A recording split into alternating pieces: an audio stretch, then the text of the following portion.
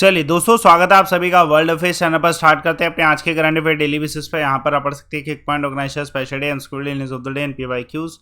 आप मेरा Telegram channel join करें, अमन सर वाई से आपको कंटेंट मिलता रहा है और ये बहुत बड़ी अपॉर्चुनिटी आप सभी के लिए। 20% डिस्काउंट आज आपको अवेलेबल होगा लाइव अमन कोड पे। तो इतना ह्यूज सेविंग आप जो है आज कर सकते हैं, कोड को यूज़ करके इस ऑफर को यूटिलाइज करिए।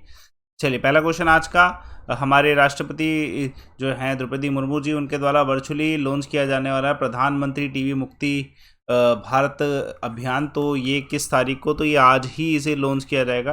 तो ये प्रधानमंत्री टीबी मुक्त भारत अभियान आज के दिन लॉन्च किया जा रहा है। देखिए, ये आप सभी जानते हैं कि ट्यूबरक्लोसिस को एलिमिनेट करने का इंडिया का टारगेट जो है 2025 का है। यहाँ से क्वेश्चन आपको मिल सकता है और ये 5 साल पहले है, जो कि सस्टेनेबल डेवलपमेंट गोल का टारगेट है 2030 का, जो मतलब ऑल ओवर द वर्ल्ड है। तो ये जो टारगेट है, इसकी अनाउंसमेंट हमारे प्राइम मिनिस्टर के द्वारा जो है टीबी समिट हुआ था 2018 में, तब की गई थी कि 2025 तक हमें जो है इसे जो है ख़त्म करना है, टीबी एलिमिनेट करना है, ट्यूबरक्लोसिस। तो इसके ऊपर एक और इनिशिएटिव है जो कि इसका इस कैंपेन का एक बड़ा कंपोनेंट है, जिसे हम कहते हैं निक्षय मित्रा इनिशिएटिव।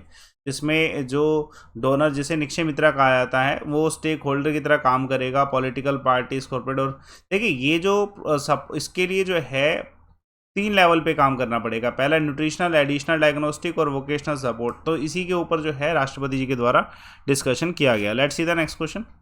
प्रधानमंत्री मोदी जी ने वर्चुअली एड्रेस किया plenary session eastern economic forum का, कौन सा? तो ये 7th सेशन है, जिसमें रशिया को लेके जो है हमारे प्रधानमंत्री जी के द्वारा डिस्कस किया गया कि कैसे हम अपना पार्टनरशिप रशिया के साथ आर्कटिक जो ओशियन सब्जेक्ट्स हैं उन सभी में जो है स्ट्रॉन्ग कर सकते हैं। तो ये सब चीज़ें 7th ईस्टर्न इकोनॉमिक फोरम में वर्चुअली जो है कही गई।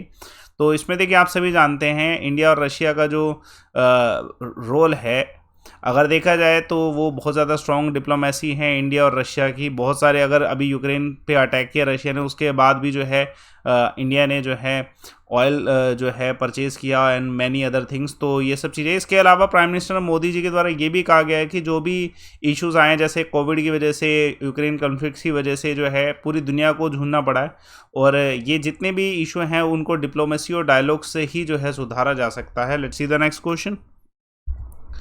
देखिए, इंडिया ने हाल फिलहाल में इनवाइट किया कौन सी कंट्री की बिजनेस कम्युनिटी को कि वो इंडिया का जो है पोर्ट इंफ्रास्ट्रक्चर यूज़ कर सकते हैं? तो आंसर है बांग्लादेश। तो इससे बेनिफिट बांग्लादेश को ज़रूर होगा कि बांग्लादेश की जो बिज़नेस कम्युनिटी है वो हमारा पोर्ट इंफ्रास्ट्रक्चर यूज़ कर सकती है ट्रांसशिफ्टिंग के लिए। तो इससे बेनिफिट रहने वाला है, लेकिन हाँ, इसमें कंडीशन है कि स्पेसिफाइड लैंड कस्टम स्टेशन होने चाहिए, एयर सी पोर्ट, तभी जो है ये यूज़ कर सकते हैं एक्सपोर्ट के लिए, है ना। तो ये इंडिया के पोर्ट को यूज़ करके थर्ड कंट्री में भी जो है एक्सपोर्ट इंपोर्ट कर सकते हैं। तो ये इनको बेनिफिट रहने वाला है। तो ये फैसिलिटी प्रोवाइड जो की जा रही है। और उसके अलावा इंडिया जो है और भी चीज़ें जो है बेनिफिट दे रही है, जैसे अभी 1-2 जो है रिन्यूएबल एनर्जी के प्रोजेक्ट जो हैं वो भी साइन किए गए हैं। कुछ इंटीग्रेटेड चेक पोस्ट हैं, वहाँ से जो है ट्रेड को और इंक्रीज़ किया जाएगा, क्योंकि अभी विजिट रहा है। Let's see the next question. Prime minister ji के द्वारा कर्तव्य पथ इनॉग्रेट किया गया, और कौन से ऐसे महान व्यक्ति हैं जिनका स्टैच्यू अनवील किया गया इंडिया गेट पे? तो आंसर है नेताजी सुभाष चंद्र बोस। देखिए, ये इंडिया का इस समय जो है नई सोच है। अमृत काल में हम चाहते हैं कि कॉलोनियल माइंडसेट का कुछ भी ना रहे। जैसे कि राजघाट एक एग्जाम्पल था, तो उसको बदल के अब कर्तव्य पथ रखा गया है। वहाँ पे एक नेताजी सुभाष चंद्र बोस जी का स्टैच्यू अनवील किया गया इंडिया गेट में। तो ये कुछ बदलाव है। उसके अलावा रिपब्लिक डे वाले दिन बहुत सारे डिस्टर्बेंस होता है, पब्लिक मूवमेंट जो है कम हो जाती है, क्योंकि उधर रिपब्लिक डे की परेड होती है। तो उसको लेके रीडेवलपमेंट किया जा रहा है, सो डैट कि लोगों के कंसर्न के बारे में भी जो है सोचा जाए। Let's see the next question. देखिए, यूनियन एग्रीकल्चर मिनिस्टर ने हाल फिलहाल में ये कहा है कि 3000 और कितने टन फूड प्रोडक्शन हमने किया है, एस्टिमेटेड बहुत ज़्यादा है ये। तो 3,157 लाख टन। तो ये अभी कह सकते हैं कि पिछले साल का जो था उससे 50 लाख ज़्यादा है। तो एक अच्छी अचीवमेंट है। एग्रीकल्चर मिनिस्टर नरेंद्र सिंह तोमर जी के द्वारा ये जो है प्रोडक्शन का अनाउंसमेंट किया गया है। तो इसमें जो है जो प्रोडक्शन इंक्रीज़ हुए उसमें बहुत सारे लोगों का योगदान है। देखा जाए तो पल्सेस प्रोडक्शन हमारा जो है एस्टिमेटेड 277 लाख टन हुआ है। ऑयल सीड का 377 लाख टन हुआ है। तो ये अचीवमेंट है इंडिया की एग्रीकल्चर सेक्टर में। Let's see the next question. Indian origin barrister Suella Braverman जो है ये हाल फिलहाल में होम सेक्रेटरी बनी है कौन से देश की नई कैबिनेट के? तो यूके में बदलाव आए हैं, प्राइम मिनिस्टर नए बने हैं तो कैबिनेट भी नया है। तो उसमें सोलिया जो हैं, जो कि इंडियन ओरिजिन बैरिस्टर हैं, इनको यूके का न्यू होम सेक्रेटरी बनाया गया। तो ये एक न्यूली अपॉइंटमेंट है, प्राइम मिनिस्टर के द्वारा, लिज ट्रस के द्वारा किया गया। इनका एज 42 है और कंजर्वेटिव पार्टी को सपोर्ट करते हैं। ये बोरिस जॉनसन की सरकार में भी अटर्नी जनरल थी, तो एक बड़ी पोस्ट में थी उस समय भी, तो अब भी जो है एक बड़ी पोस्ट में आए हैं। तो ये हिंदू इंडियन ओरिजिन है, क्योंकि इनकी जो मदर है वो इंडियन ओरिजिन रही हैं, और साथ के साथ जो है इनके जो फादर हैं वो भी गोवा के ओरिजिन से ही हैं। तो ये एक अपडेट है, और इन जो है एक शिफ्ट किया था इन्होंने यूके में। चलिए let's see the next question. कौन सी कंट्री ने हाल फिलहाल में ये कहा है कि यूएनए में जो यूएनए जो एक इनिशिएटिव किया है न्यूक्लियर फैसिलिटी को सेफ रखने के लिए यूक्रेन की, तो ये एक अच्छी इनिशिएटिव है, और ये इंडिया के द्वारा ही कहा गया है। देखिए अभी हुआ क्या था कि जो UNA based international atomic energy agency है, जिसका लोकेशन जो है इम्पोर्टेंट है ना, वियना ऑस्ट्रिया में लोकेशन है इसका। तो इन्होंने अभी हाल फिलहाल में यूक्रेन के जो न्यूक्लियर प्लांट्स हैं वहाँ पे विजिट किया है। 14 मेंबर की टीम ने विजिट किया है, और ये चीज़ें क्लियर करी हैं कि सेफ्टी और सिक्योरिटी बहुत ज़्यादा ज़रूरी है न्यूक्लियर पावर रिएक्टर्स की और उनकी फैसिलिटीज़ की। तो ये एक इनिशिएटिव इंडिया ने कहा है कि इंडिया सपोर्ट करता है इन सब इनिशिएटिव को, और ये स्टेटमेंट हमारे इंडिया के permanent representative United Nation ambassador Ruchira Kamboj के द्वारा जो है कही गई। तो एक इम्पोर्टेंट है, क्वेश्चन आ सकता है इसमें। देखिए कौन सी कंट्री ने हाल फिलहाल में जो है रशियन ऑयल प्रोडक्ट्स को बाय करने की बात करी है, रूबल में वो भी? तो म्यांमार में। देखिए रशिया और म्यांमार का भी जो है स्ट्रॉन्ग रिलेशन है इस समय। तो रशिया ने जो म्यांमार है उन्होंने रशिया का ऑयल प्रोडक्ट जो है बाय करने की बात करी, वो भी रूबल में। और ये स्टेटमेंट भी कही अभी जो रशिया जो म्यांमार के मिन ओंग हेलियांग है, इनका ये सेकंड ट्रिप रहा रशिया में, जिसमें इन्होंने जो है रशिया के प्रेसिडेंट व्लादिमीर पुतिन हैं उनसे विजिट जो है मीट किया। हालांकि ये जो पहले ट्रिप हुआ था उसमें इन्होंने विजिट किया था रशिया, अभी जो है ईस्टर्न इकोनॉमिक फोरम का मीटिंग चल रहा रशिया में, वहीं पे जो है इस चीज़ पे डिस्कशन हुआ था, और उसके बाद अनाउंसमेंट।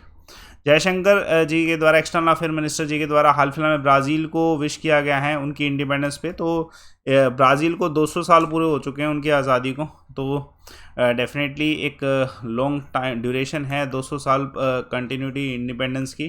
तो इस पे जो है जयशंकर जी ने ट्वीट किया है कि जो FM कार्लोस हैं हेड, और उस गवर्नमेंट और ब्राज़ील के लोगों को जो है बधाई दी, क्योंकि इंडिया और जो ब्राज़ील हैं वो कुछ ऑर्गेनाइजेशन में कोऑर्डिनेट करते हैं, जैसे G4, UN, G20, IBS से ब्रिक्स, इन सब में। तो दोनों का रिलेशन जो है बहुत ज़्यादा स्ट्रॉन्ग है। Let's see the next question. कौन सी कंट्री ने डिटेक्ट किया है इस देश का पहला मंकी पॉक्स केस? तो आंसर है इजिप्ट। इजिप्ट में जो है अभी हाल फिलहाल में इजिप्ट की गवर्नमेंट ने जो है अनाउंस किया है कि इनका पहला मंकी पॉक्स का जो केस जो है कंट्री में दर्ज किया गया है, जो कि एक इजिप्टियन मैन है जो कि यूरोप की कंट्री में रह रहे थे। 42 इनकी आयु है, और अभी इनकी कंडीशन स्टेबल है। मिनिस्ट्री ऑफ हेल्थ जो है इजिप्ट की, उन्होंने कहा है कि अभी ये जो सिचुएशन है बहुत ज़्यादा क्रिटिकल है, कि अगर मंकी पॉक्स फैलता है तो डेफिनेटली बहुत ज़्यादा रिस्क होगा, क्योंकि अगर देखा जाए ये आउटब्रेक जो है मई में शुरू हुआ था, और आज के समय में डजन ऑफ कंट्रीज़ जो हैं यहाँ पे ये डिसीज़ जो है फैल रही है। It's one of the global health emergency announce by World Health organisation.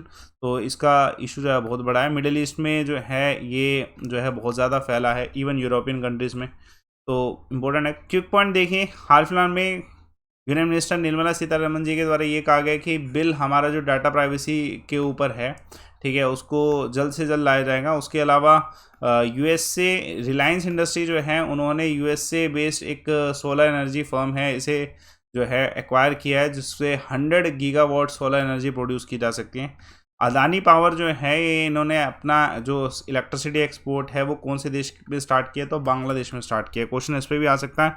कल एक सवाल पूछा गया था सरूल फेस्टिवल का, तो आंसर संजीव का बिल्कुल सही, झारखंड। आज का सवाल, डोलोमाइट ओवर है कौन से मेटल का? आंसर कमेंट बॉक्स पे दीजिएगा। टेलीग्राम चैनल ज्वाइन करें, साथ के साथ report and win, and don't miss the opportunity. दोस्तों इतना ह्यूज अमाउंट सेव करना है तो वो सिर्फ और सिर्फ आज हो सकता है।